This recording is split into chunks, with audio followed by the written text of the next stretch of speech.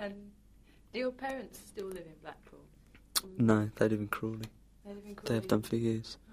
And what did they have any musical background at all? What made you? And my dad used to play the trumpet, and my mum used to play the piano. I think everyone of that age learnt an instrument though. My dad gave up the trumpet as soon as he could, and but my mum still plays the piano. She's quite good, really. She taught my sister. She taught me as well. Oh, your sister, is she older, younger than you? Younger. She's going out with Paul. She lives with Paul. She's next door. And Mum and Dad went to Wembley, and they're coming again tonight. And my big sister's coming, and my big brother as well. It's quite fun. It's the only time I ever see him is when we do a concert. I see him once a year. And what's your brother doing? He's a Welsh hippie with a family of three, an unmarried family of three, in a little cottage by the sea. Which is what he wants to do, really. Where do you live? Are you still in Maida Vale? Yeah. What sort of place is that? It's just a basement flat. It's just not very distinctive at all. I just bought it because it's really near our local, and that was a major consideration. And also it's a very quiet area, but it's near enough to the West End to get backwards and forwards for business reasons. Because the only reason I moved up to London or bought a place in London was because I'd spent more money on hotel bills in 2 years than it would have cost me to rent somewhere. So I thought it was a bit stupid. Well, I was sleeping on people's floors as well, so I'd be constantly walking about with an old bag full of a change of socks in it. So I got it, but it's not. As soon as I got in there, I just painted everything white, and really I haven't got very much in there at all. I haven't collected anything because I don't like the idea of cluttering it up, because it looks nice all white. It allows you to be scruffy with disposable items rather than to worry about cleaning and things. You mean you've got disposable bed sheets? Yeah, virtually. They have to be. Where did you meet? When and where did you meet the first members of the Easy Cure? It was in '76, I know. Well, me and Lowell and Michael and Paul and another kid called Mark, who were the sort of the five original who started it all. We were all at school together. And it was just, it started earlier than 1976, really, but it was, in 1976 we decided we'd try and do something on a regular basis, so we used to rehearse every week. But it used to fluctuate at the lineup between, like, 5 of us up to about 15. Where did you rehearse then? Just in a church hall. The only reason we used to rehearse there was because they had a bar there, and you could get, if you had a long piece of bamboo cane, and you could get through the grating and knock the optics up, knock a glass, and then we used to put all these straws together and go through and get completely mortal within an hour. So it was really good fun, and that went on up until about 1978, when we decided that we'd go and do it in public. We thought we'd rehearsed enough then. Had about 100 rehearsals. We knew about 6 songs. Where was the first gig played? In our school. Yeah, what's that called? St Wilfrid's. Uh-huh. It was a comprehensive, and I convinced the headmaster that I should organise a Christmas concert with a jazz ensemble, and it was us. And I got expelled after that. It's brilliant. He turned out he was really horrified. The curtains opened, there was us all standing there, snarling. But it was a real disaster, the first concert though. I started playing it with a different song than everyone else on stage, and carried on one song ahead through the rest of the set, and didn't even know until I stopped and they started the last song and I'd already played it. It was that good. And because you say that various people kept joining and leaving, your lineup's always changed a lot. Lowell's the only one who's followed you through, really.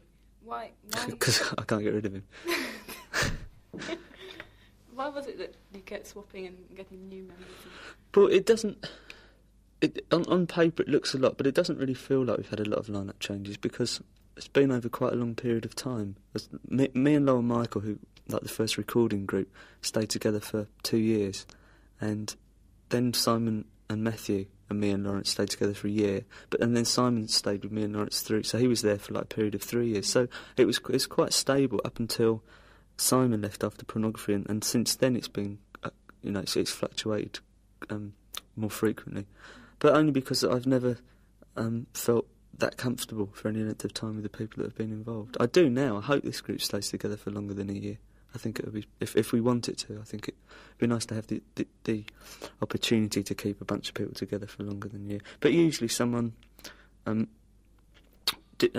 just fall out of me, really, because I've got I get quite domineering at times with regards to what we do, and some people find it easy to cope with that, and other people don't. But I mean, it doesn't matter, because I mean, I could say, right, I'm going to leave, but I mean, I'd still be singing, and people would still think it was us. So, but there's never any animosity when people leave. So that's the weird thing about it. I still know everyone that's been in the queue, and I still go out drinking with them. It's really funny. Like with Simon, I mean, he was the only one that when he left, it was in really bad circumstances. But within about 6 months, we were back on really good terms again. What happened then? Did you? Well, we'd resorted to physical fighting rather than just mental fighting, and it just got to the point where we were knocking each other's senses all the time, so one of us had to go. And then, because shortly after that, you left and started playing as a guitarist for Susie.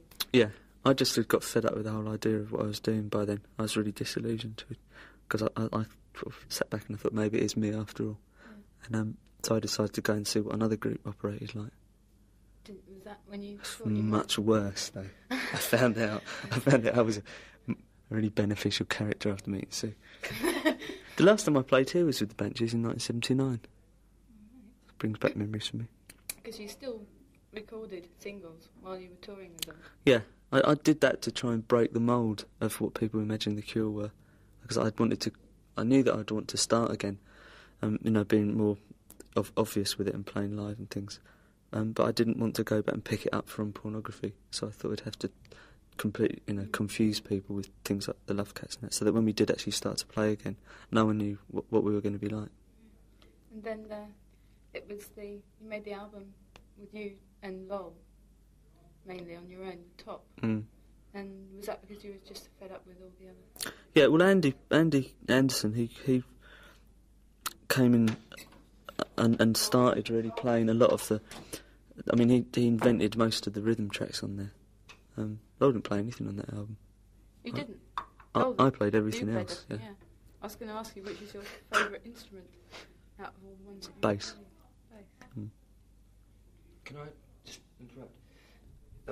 The lights are fading a bit. Yeah, Paul. Played football in the back garden or something. See you all later. Bye. Yeah. It's alright. Okay. It's alright. Cheers. Not your fault.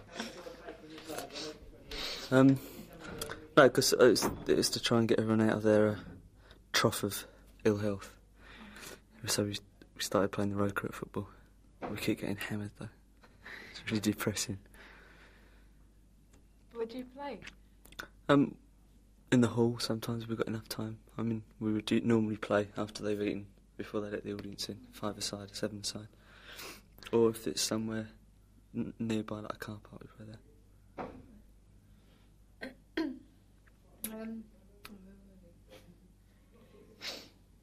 Have you had any interesting dreams lately? Too much emphasis has been put on that side of things, I think. Because I don't have any more dreams I wouldn't imagine than, well, certainly not than everyone else that I know. Sometimes they're quite vivid, but so are everyone else's, I'm sure. Yeah. Do they really influence what you put into the songs? It's not so much that. I take sometimes if I dream about myself in a situation, then I develop it when I wake up. I pretend that it's been real, and I think the whole thing through. Some of the songs come out of like me doing things, but I'm imagining the whole thing. But I just spend hours just in reverie. But it's a nice way to pass the time, really. You get a lot of time, like on bus rides and things, doing this. That if you either read or you go to sleep, or you talk, or you just sit there with a glazed look on your face. And I tend to do the latter most of the time. But I don't know about dreams. I've always had good dreams that I can sort of pick up the following night and carry them on. Yeah. But I know other people that do that as well, so it's not exception. And these weren't normally just sleeping dreams. They weren't influenced by anything hallucinogenic. That has been no, but not in the more recent past. No, I've tended to clamp down on a lot of my vices this year.